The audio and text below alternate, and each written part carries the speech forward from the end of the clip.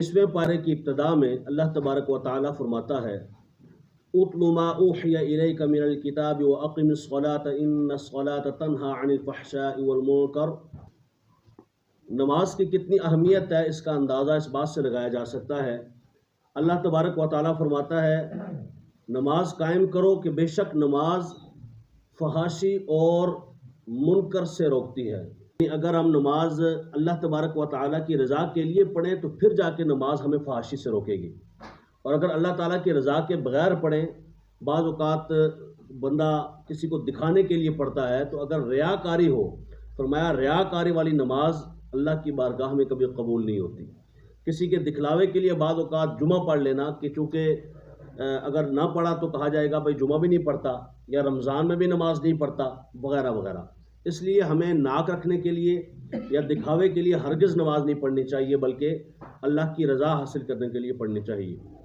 जितना खुशू ज़्यादा, जितना खुशू ज़्यादा, जितना खुलूस ज़्यादा, जितना खशियत ज़्यादा, और अल्लाह ताला के कुर्ब में नमाज पढ़ी जाए। जैसे अल्लाह ने फरमाया कि नमाज ऐसे पढ़ो जैसे तुम मुझे देख रहे हो, नहीं तो इतना यकीन लाजमी पैदा कर लो कि तुम अल्लाह तबारक व तआला को नहीं देख सकते तो वो तुम्हें देख रहा है। हमारी नमाज इस यकीन से खाली होती है। अगर आप देखें थोड़ा सा हम गिरबान में जाके, तो हमारी नमाज इस यकीन से खाली होती है, ना अल्लाह का ख्याल है कि अल्लाह ताला को हम देख रहे हैं, और ना ये ख्याल है कि वो देख रहा है। यानी बेख्याली और बेध्यानी में पढ़े जाने वाली नमाज वो है जिसके बारे में फिर हम ये कहते फिरते हैं जी नमाज फहाशी से रोकती है, हमें क्यों नहीं रोका, फलां को क्यों नहीं रोका। तो नमाज रोकती है उस वक़्त के जब बंदा टोटली नमाज ऐसे अदा करे जैसे अल्लाह चाहता है। और वो कैसे चाहता है कि बिल्कुल अल्लाह अकबर कहा, हाथ उठा लिए, तो इसका क्या माना था अल्लाह अकबर का, कहा हाथ उठा लिए, ये पहले मर्तबा का रफ़ा देन वो है जो आपको दुनिया से हाथ उठा देने का इशारा देता है कि आपने दुनिया से हाथ उठा लिए। बस हाथ उठा के जब बांधे तो किसके सामने बांधे, अल्लाह के सामने। तो माना क्या हुआ, या अल्लाह तेरे सामने बांधे, खुलेंगे तब जब तेरा आर्डर होगा, बस बांध लिए। ये गुलामी का एक तरीका कार है। आज हमारे यहाँ उल्टे हाथ भी बांधे जाते हैं, कैसे, पीछे बांध देते हैं, लेकिन ये सरकारी लोगों का आजकल का होता है, वो पीछे बांध देते हैं। लेकिन इस्लामी तौर अतवार और है, और हमारे जो है ना कुरान पाक को सीने लगाते हैं, बस्ता पीछे बांध देते हैं। तरीका कारण अपना अपना। इस्लामी शिआर कभी मुसलमान को छोड़ना नहीं चाहिए। इस्लाम किताब की इज्जत सिखाता, कहता नहीं पीछे नहीं रखना, पीठ पीछे नहीं, इसको सीने से लगाना। मेरा छोटा बच्चा है तो उसको मैंने कहा बेटा आप जब भी सलाम करें तो दोनों हाथों से सलाम करें। दोनों हाथों से, ये इस्लामी तरीका है, हुजूर की सुन्नत मुबारक है, दोनों हाथों से सलाम करना। लेकिन आप स्कूल की तालीम देखें, मैं सब की नहीं कह रहा कि सारे ही गलत होंगे, लेकिन जो मैंने देखा उन्होंने इनको सिखाया बच्चे को कि आप एक हाथ से सलाम किया कर, ठीक है। मैं जब उसको कह रहा हूँ कि भाई दोनों हाथों से करो, आपको मैंने पहले भी बताया था, कहता आपके सुने या उधर सुने।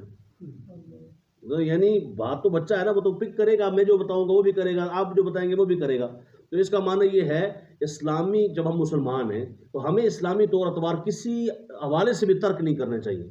दोनों हाथों से सलाम करने को लोग कहते हैं ये ज़रा थोड़ा सा पिछले ज़माने का है, ये पत्थर के ज़माने का है, ये ज़रा थोड़ा कम पढ़ा लिखा है। अंदाज़ा लगाएं, आप लोगों की मेंटालिटी चेक करें। यानी वो ये पहले सोचना शुरू कर देते हैं और बाकायदा कहते हैं कि ये छोटी सोच वाले लोग हैं, ये ज़रा थोड़ा सा पीछे ज़माने के लोग हैं जो दोनों हाथों से करते हैं, ज़रा गरीब किस्म के लोग हैं, ज़रा यतीम किस्म के लोग हैं। नहीं, ऐसे नहीं है, ये वो हैं जो मोहम्मद अरबी के ग़ुलाम हैं।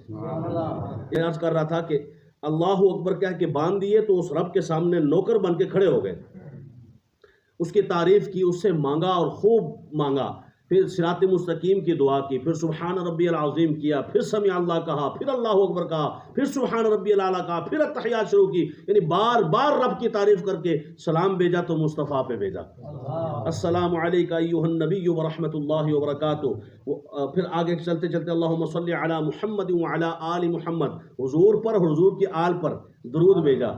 और फिर उससे आगे हमने दुआ की, एंड में जाके दुआ। यानी तीन चीज़ें इसमें ख़ास तौर पर हैं, अल्लाह की तारीफ़ हुई, रसूलुल्लाह की तारीफ़ हुई, और एंड में दुआ हुई। पता चला जब दुआ करनी है तो पहले अल्लाह की तारीफ़ करो, अल्लाह बड़ा खुश होगा जो कबूल करने वाला है। फिर उसके हबीब की तारीफ़ करो, वो इससे भी खुश होगा और दे देगा तुम्हें। फिर आखिर में जाकर सानू इतनी जल्दी होती है, असी पहले ही दुआ शुरू कर देते हैं, ना अल्लाह ना रसूल, दुआ पहले। क्यों? वो अपने हंसते हैं ना, अपने लिए मांग रहे हैं। लिहाजा तरीका कार ये है कि पहले अल्लाह की तारीफ़, अल्लाह तबारक व तआला की हम्द, और उसके बाद रसूलुल्लाह पर दरूद, फिर उसके बाद या अल्लाह जो मुझे चाहिए वो ये है, रब्बि जअलनी मुक़ीम अस्सलाति व मिन ज़ुर्रिय्यती रब्बना व तक़ब्बल दुआ रब्बना इग़फ़िर ली व लिवालिदैया व लिलमुअमिनीन यौम यक़ूमुल हिसाब। अब जब आप दुआ करते हैं, इसमें आपने नमाज की भी दुआ कर ली और अपनी मग़फ़िरत की भी दुआ कर ली, वालिदैन की मग़फ़िरत की भी दुआ कर ली, मोमिनीन जो क़यामत तक आने वाले सबके लिए मग़फ़िरत की दुआ कर ली। छोड़ा क्या है पीछे? तो पता चला ये जामे दुआ सिर्फ नमाज ही में नहीं, नमाज के अलावा भी मांगे, इंशाअल्लाह अल्लाह ताला करम फरमाएगा। तो नमाज ऐसे पढ़नी है कि हमसे हमारा रब राज़ी हो, उसकी रज़ा के लिए पढ़ेंगे। चोरी चकारी हर किस्म की फहाशी से निजात मिल जाएगी। फिर आगे फरमाया, ऐ महबूब सल्लल्लाहु अलैहि वसल्लम, आप नबी उम्मी हैं और आपने कुरान से पहले कोई किताब पढ़ी ही नहीं। कुरान पाक पढ़ा और कुरान पाक किस अंदाज में पढ़ा? फरमाया आप नबी उम्मी हैं। यहाँ लोगों को धोखे बहुत लगते हैं कुरान पाक में। नबी उम्मी का माना ये करते हैं कि वो अनपढ़ हैं। आला हज़रत ने बड़ा ज़बरदस्त तर्जमा फरमाया, कहा वो बेपढ़े हैं। अच्छा, कुछ होते हैं ज़रा उल्लू किस्म के, उनको समझ कम हो, कहते हैं ये अनपढ़ और बेपढ़े का कोई फ़र्क भी है क्या? कोई फ़र्क नहीं, एक ही तो माना है। हालांकि एक माना नहीं है। यानी यूँ सादा समझ लें कि अनपढ़ का मतलब है पढ़ा ही कुछ नहीं, और बेपढ़े का माना है किसी ने पढ़ाया नहीं, ये इसका माना है। अच्छा, किसी ने नहीं पढ़ाया, किसने पढ़ाया? फिर अल्लाह ने पढ़ाया। अर्रहमानु अल्लमल कुरान खलक़ल इंसान अल्लमहुल बयान। हर मुफस्सिर खलक़ल इंसान की तफसीर करते हुए फरमाता है कि इस इंसान से मुराद इंसान कामिल मोहम्मद रसूलुल्लाह की ज़ात इकराम, कि अल्लाह ने किस इंसान को कुरान पढ़ाया? फरमाया वो इंसान मोहम्मद रसूलुल्लाह जिनको अल्लाह ने कुरान पढ़ाया। फरमाया कुरान पाक के उतरने से पहले आपने कोई किताब नहीं पढ़ी। ये पता है क्यों फरमाया नहीं पढ़ी? क्योंकि इसी बारे में है कि आप तो तौरात की बातें भी बताते हैं, आप तो इंजील की बातें भी बताते हैं, पढ़ी ही नहीं तो बताते कैसे हैं? हाय हाय। माना यह है कि आपने नहीं पढ़ी, पर शान तो देखें आप सारी बता रहे होते हैं। तौरात में ये लिखा है, इंजील में ये लिखा है, ये शान है सरकार की। बगैर पढ़े लिखे सारा कुछ जानते हैं। मतलब ये कि अल्लाह से पढ़ा है, बाकी किसी से नहीं पढ़ा। उसने बता दिया तौरात में ये लिखा है, इंजील में ये लिखा है। आगे फरमाया कि किसी जानवर ने रिस्क नहीं उठाया हुआ, कोई गठड़ी और पांड नहीं उठाए फिरता, कोई आटे का थैला या कोई सब्जी नहीं उठाई फिरता। देखो अल्लाह ताला फिर उनको भी तो देता है। ये मिसाल दे के अल्लाह फरमाता है अगर जानवरों को अल्लाह देता है तो तुम्हें क्यों नहीं देगा? तुम तो अशरफुल मखलूकात। इन्नल्लाह हुवर रज़्ज़ाक़ु ज़ुल क़ुव्वतिल मतीन। अल्लाह तबारक व तआला रोज़ी का रज़्ज़ाक़ है कि हमें तो रिस्क के लिए उसकी बारगाह का तालिब होना चाहिए। सारी एफर्ट के बाद, सारी कोशिश के बाद बंदा कहे कि मेरा कुछ भी नहीं, अल्लाह ताला चाहता है तो रिज़्क़ मिलता है।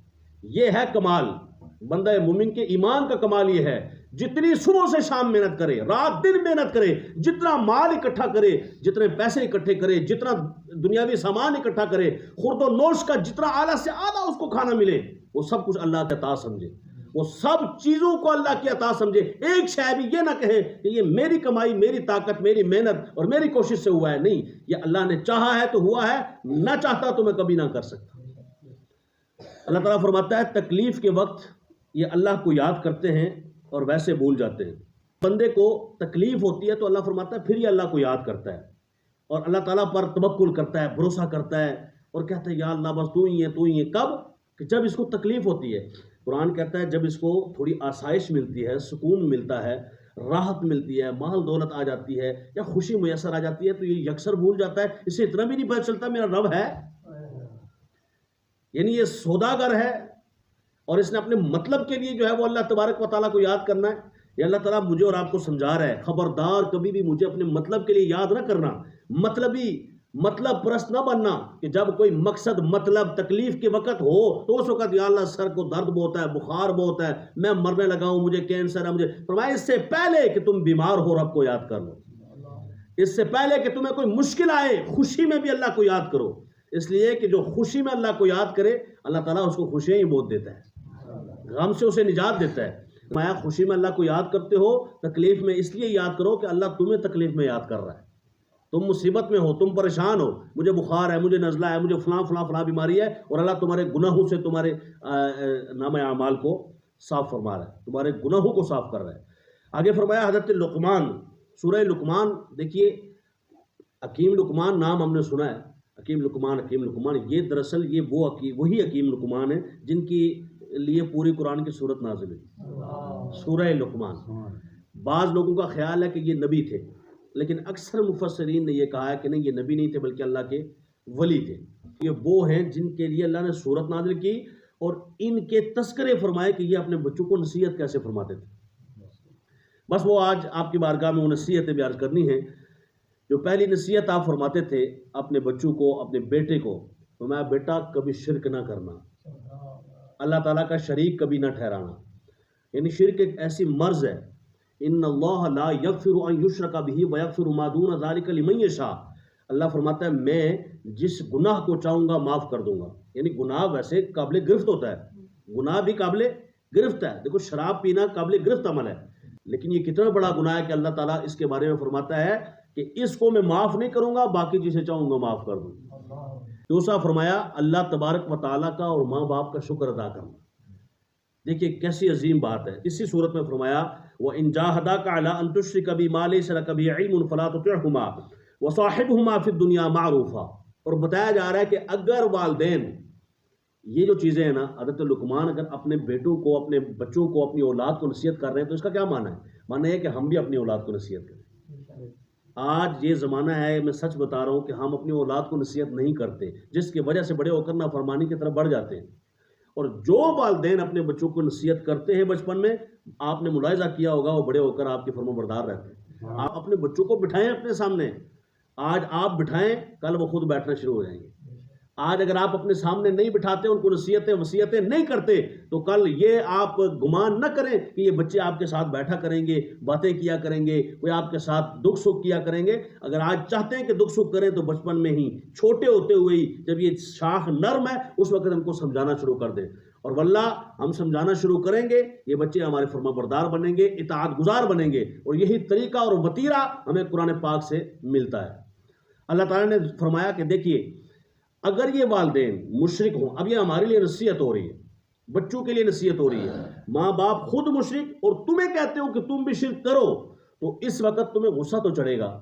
اللہ فرماتا ہے تمہیں غصہ تو چڑھے گا نا، یہ بہت غلط بات کر رہے ہیں، اتنا بڑا ظلم اور زیادتی. ماں باپ کہہ رہے ہیں شرک کرو، تو اس زیادتی اور ظلم کے جواب میں تم نے کہیں مارنا نہیں ہے ان کو ڈانٹنا بھی نہیں. کیا کرنا ہے؟ وَصَاحِبْهُمَا فِي الدُّنْيَا مَعْرُوفًا. پہلی بات تو یہ ہے کہ ان کی اطاعت نہیں کرنی، شرک تو نہیں کرنا، ہرگز نہیں کرنا. یعنی اس سے یہ پتہ چلا کہ اگر ماں باپ غلط بات کی دعوت دے تو قبول نہیں کرنی. غیر شرعی کام کی کبھی بھی، اگر کسی کو کہتے ہیں داڑھی نہ رکھو جی ابھی تم بڑے ہوگے تو رکھ لو گے، یہ بات بھی نہیں مان سکتے.